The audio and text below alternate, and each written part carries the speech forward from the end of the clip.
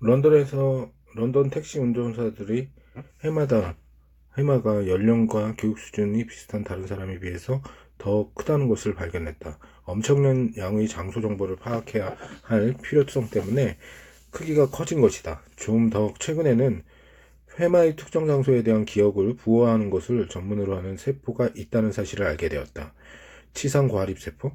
장소 기억은 과일나무, 샘물, 산, 호수 등 움직이지 않는 사물의 위치를 파악하기 위해서 수십만 년에 걸쳐 진화했다. 장소 기억은 방대할 뿐만 아니라 생존하는 데 중요한 고정된 사물의 위치를 정확하게 파악하는 데 도움이 된다. 반면 이 장소에서 저 장소로 다니는 사물의 위치를 파악하는 일에는 그리 신통치 못하다. 칫솔의 위치는 기억하는데 안경의 위치는 잘 기억하지 못하는 이유는 바로 이 때문이다. 차 열쇠는 잃어버리는데 차는 잃어버리지 않는 이유도 이 때문이다.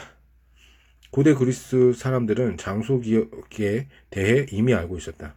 이들이 고안한 유명한 기억술은 장소법은 우리가 기억하는 를 원하는 개념을 가져다가 자기 집 앞의 방들처럼 잘 알고 있는 장소에 대한 생생한 기억에 덧붙이는 능력을 이용했다.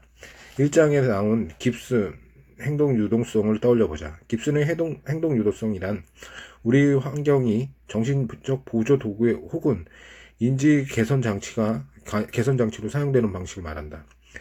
여기저기서 떠돌아다니는 속성을 가진 일상의 물건들을 길들여 그 위치를 파악하게 하고 보기도 좋고 기분도 좋게 제자리에 보관하려면 정신적으로 부담이 생기는데 간단한 행동 유동성만 이용해도 그 부담을 쉽게 덜어낼 수 있다. 이것들은 인지적 보철물이라고 한다. 열쇠는 평소에 사용하는 문 근처에 바구니나 열쇠 고리를 마련하면 보통 문제가 해결된다. 이 시스템의 효율성은 여기에 얼마나 강박적으로 매달리느냐에 달려있다. 당신이 집에 있는 동안 열쇠가 늘 그곳에 걸려 있어야만 한다. 당신은 문을 열고 들어오자마자 열쇠를 거기에 걸어 놔야 된다. 예외가 있어서는 안 된다. 전화벨이 울려도 열쇠를 먼저 걸어야 한다. 양손에 물건을 들고 있다면 그 물건들을 내려놓고 열쇠를 먼저 걸어야 한다. 물건을 잃어버리지 않는 큰 원칙 중에 하나는 지정된 장소의 원칙이다. 스마트폰을 위해 상자나 선반을 마련하면 스마트폰을 항상 일정한 곳에 놓아두도록 자신을 독려할 수 있다. 다른 전자기기나 신문도 마찬가지다. 샤퍼 이미지, 블록스톤, 스카이몰, 컨테이너 슈터 등 회사는 이런 신경학적 현상을 바탕으로 사업 모델을 만들어 놀라울 정도로 다양한 재질과 스타일, 가격의 제품을 선보였다. 이런 제품들을 정리하기 힘든 물건들은 각자 있어야 할 위치에 보관할 수 있게 해주는 행동 유도 장치로 기능한다. 인지심리학적 이론에서는 이런 물품에 쓸 수 있는 만큼 돈을 쓰라고 말한다. 많은 돈을 들여 물건을 보관할 장소를 구입하고 나면 편지 등 이리저리 어질러 놓기가 힘들어진다. 간단한 행동 유도 장치라면 꼭 새로 무언가를 구입하지 않아도 비슷한 기능을 이끌어낼 수 있다. 책, CD, DVD 같은 것을 잘 정리되어 있고 책장이나 운반 서랍장에서 지금 막 꺼낸 것은 어디에 다시 꽂아 두어 있는지 기억하고 싶다면 방금 꺼낸 곳을 바로 왼쪽에 있는 것을 2cm 정도 앞으로 빼내어 두자. 물건을 다시 되돌리도록 해주는 간단하고 훌륭한 행동 유도 장치가 될 수 있다. 행동 유도 장치는 기억력이 나쁜 사람이나 나이 든 사람을 위한 것이 아니다. 뛰어난 기억력을 가진 젊은이들도 일상의 물품들을 관리하는데 어려움을 겪는다. 마그누스 칼센은 23세 때 세계 최고의 체스 선수의 자리에 올랐다. 그는 체스판을 보지 않고 기억만으로 동시에 10개의 체스 게임을 둘 수 있었다. 하지만 그 역시 나는 온갖 잡다한 것들을 흘리고 다닌다. 신용카드, 휴대전화, 열쇠 같은 것은 늘 잃어버린다. 라고 말했다. 하버드 대학의 심리학자이자 행동주의자의 아버지 B.F. 스키너는 행동 유도성에 대해서 다음과 같이 설명했다. 저녁 일부 예보에서 내일 비가 내린다고 얘기하면 정문 옆에 우산을 놓아도 아침에 나갈 때 잊어버리지 않도록 한다. 보내야 할 편지가 있으면 차의 열쇠나 집 열쇠 근처에 놓아도 집에서 나갈 때 잊지 않고 가져갈 수 있게 해라. 이 모든 것은 밑바탕에 깔려있는 원칙은 정보를 기억해야 할 부담을 뇌에서 환경으로 돌리는 것이다. 환경 그 자체를 이용해서 해야 할 일을 떠올리게 만들라는 얘기다. 영화사 미라맥스의 전 부회장이고 지금은 독립영화 제작자로 활동하는 제프리 킴벌은 이렇게 말한다. 내가 집을 나설 때 무언가를 잊어버릴지도 모른다는 생각이 들면 나는 그곳의 정문에 벗어둔 내 신발 안에 안이나 그 옆에 놓아둔다. 그리고 4가지 시스템을 이용한다. 나는 집에 나설 때 열쇠, 지갑, 휴대전화, 안경 이렇게 4가지 물건을 꼭 확인한다. 집에 오는 길에 우유를 사는 것을 깜빡 잊을까봐 걱정이 된다면 자동차 문좌석 옆에 배낭에 빈 우유팩을 놓아두자. 기억을 상기해주기는 용도로 물건을 놓아두는 것과 정반대로 그것이 필요하지 않을 때 치워두는 방법도 있다. 뇌는 정교한 변화의 감지기다. 문 옆에 놓아둔 우산이나 자동차 운전석 옆에 둔 우유팩을 알아차리는 것도 그 때문이다. 그에 따른 필연적인 결과로 뇌는 변하지 않는 것들에 길들여 버린다. 친구는 당신 집 부엌에 왔다 갔다가 냉장고에서 이상한 소음이 나는 것을 알아차리는 이유도 그 때문이다. 당신은 이미 그 소리에 익숙해져 버려 별다르게 느끼지 못한다. 비가 오는 날이든 해가 쨍쨍한 날이든 항상 문 옆에는 우산을 놓아두어 있다면 더 이상 기억 촉발 요인으로 기능하지 못할 것이다. 익숙해져 알아차리지 못하기 때문이다. 샌프란시스코 공항 주차장 표시판에는 자동차를 어디에 주차해 두었는지 기억하기 위해서 주차 지점을 헤드판으로 차량에 두라는 권고 문구가 쓰여져 있다. 정리정돈을 잘하는 사람은 가위를 쓸 때마다 부엌이나 재택근무 사무실 사이를 바삐 오간다는 사실을 인지하고 나면 가위를 하나 더 사서 2장소 모두에 놓아둔다. 이것은 잡동사니를 늘어놓는 것처럼 보일지 모르지만 물건을 잃어버리지 않도록 막아주는 역할을 한다. 당신은 아마도 돋보기 안경을 침실, 재택 근무 사무실, 부엌 같은 곳에서 사용할 것이다. 돋보기 안경을 3개 구입하고 각각 공간에 특별히 지정된 장소에 마련해 놓고 안경을 항상 그곳에서 보관한다면 돋보기 안경을 잃어버리는 문제를 간단히 해결할 수 있다. 어떤 사람은 돋보기 안경을 지도를 보는 용도로 자동차 서랍에도 하나, 그리고 식당에서 메뉴판을 보는 용도로서 지갑이나 주머니에 하나를 마련해 두기도 한다. 물론 처방을 받아서 맞추는 돋보기 안경을 가격이 꽤 나가기 때문에 3개를 사려면 만만치 않은 돈이 들어간다. 그 대안으로 돋보기 안경에 목줄을 달아서 항상 가지고 다니는 방법도 있다. 여기에는 신경학적 원칙이 그대로 적용된다. 안경에 매는 줄을 푼 뒤에 반드시 지정해 놓은 장소에 보관한다. 그런 장소가 여러 곳으로 분산되면 이 시스템은 붕괴하고 만다. 같은 제품을 여러 개 마련하기, 엄격하게 특정한 장소를 만들어내기 등 어느 전략을 쓰든 수많은 일상 항목에 잘 맞아 들어가는 것이다. 열쇠, 컴퓨터, 아이패드, 우편물, 휴대전화 등 똑같은 제품을 구입하기 어려운 물건에는 이 시스템을 적용할 수 없다. 이런 물건들의 경우 가장 좋은 전략은 해마와 싸우지 않고 오히려 그 힘을 이용하는 것이다. 이런 물건들을 집 역할을 해줄 특별한 장소를 집안에 지정해 두자. 그리고 그 원칙을 철저하게 지키자. 많은 사람들은 이렇게 생각할 것이다. 나는 그렇게 세부적인 것을 중요시하는 사람이 아니야.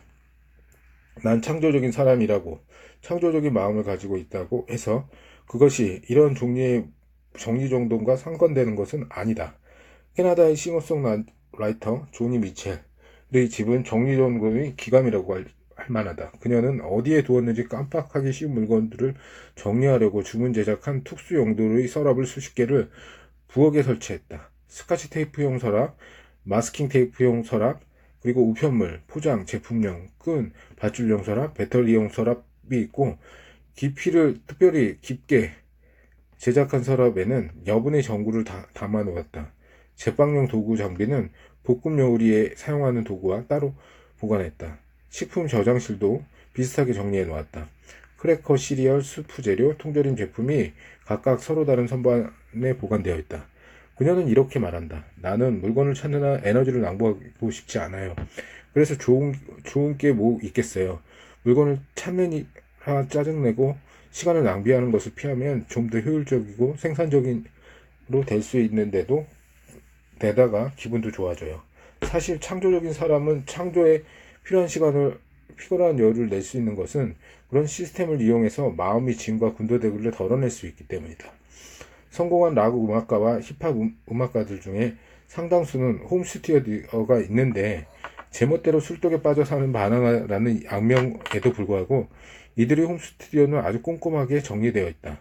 버팔로 스프링필드의 멤버 스티븐 스틸스의 홈스튜디오에는 기타줄, 피크, 육각 렌치, 잭, 플러그, 장비의 예비 부품 등 절연 테이프 등을 위한 서랍 등이 지정되어 있다. 전기 코드와 전선을 복원한 선반에는 다양한 유형의 전기 코드와 악기 코드가 특정 순서로 나열되어 있어서 그는 눈을 감고 또 필요한 것을 꺼낼 수 있다. 마이클 잭슨은 자신의 소유물 하나하나에 꼼꼼하게 목록을 작성했다.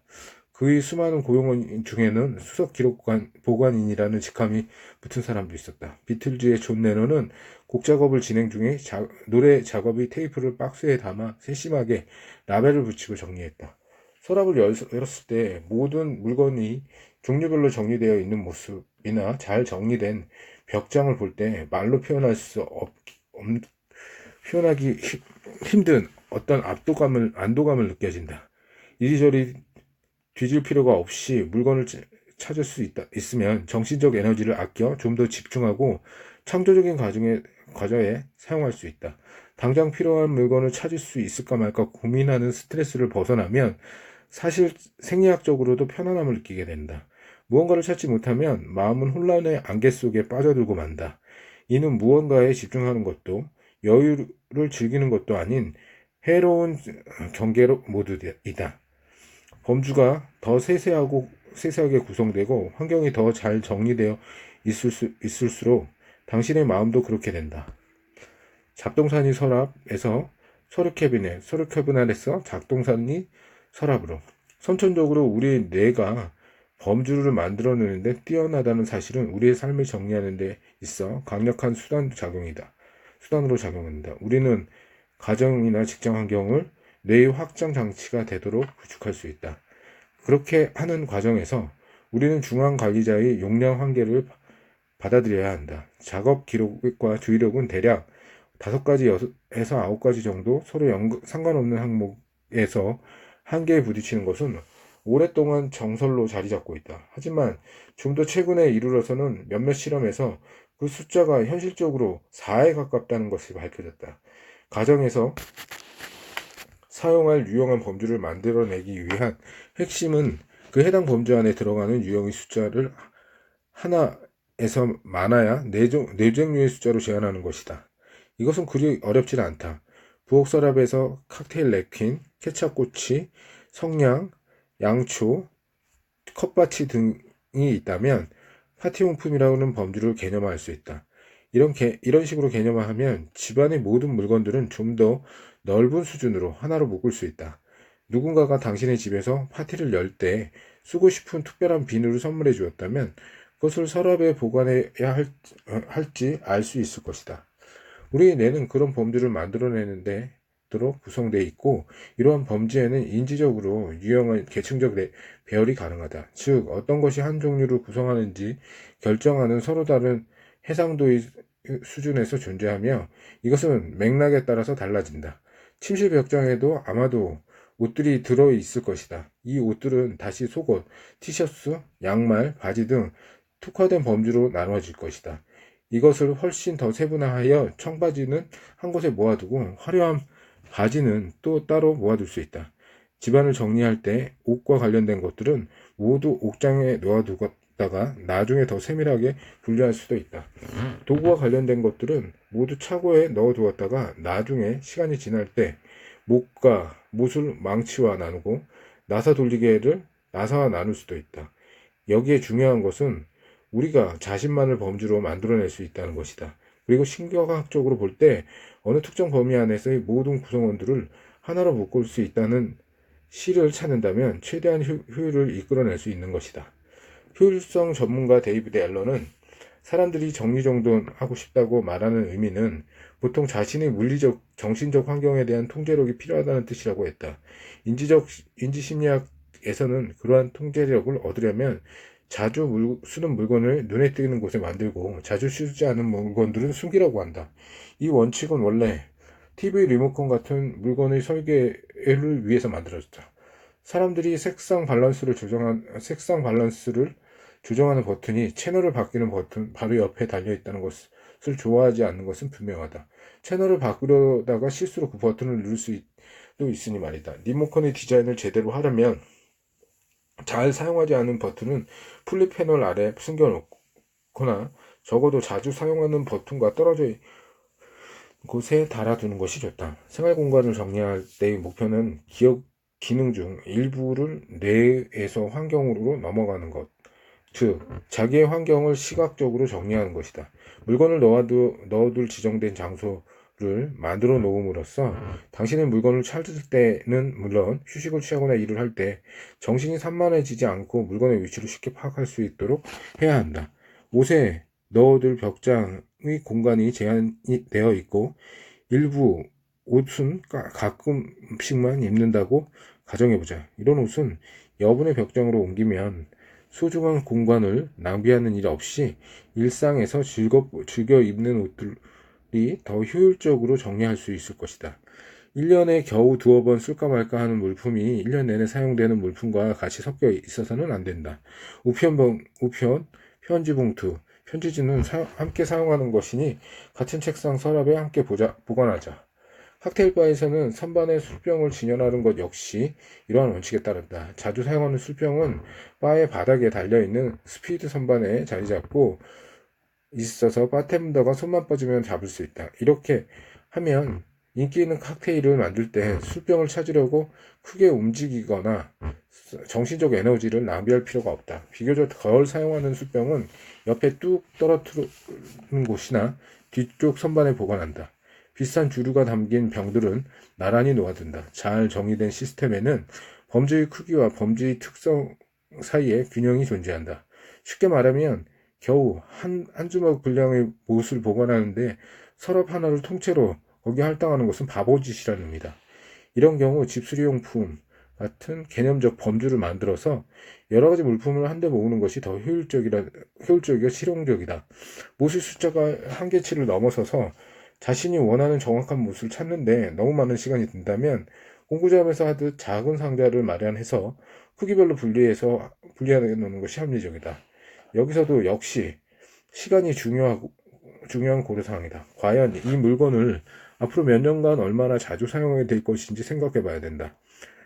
파이드로스처럼 당신도 기타의 모든 물품이라는 범주, 즉 잡동사니 서랍을 만들어줄 수 있는 유연성을 유지해야 한다.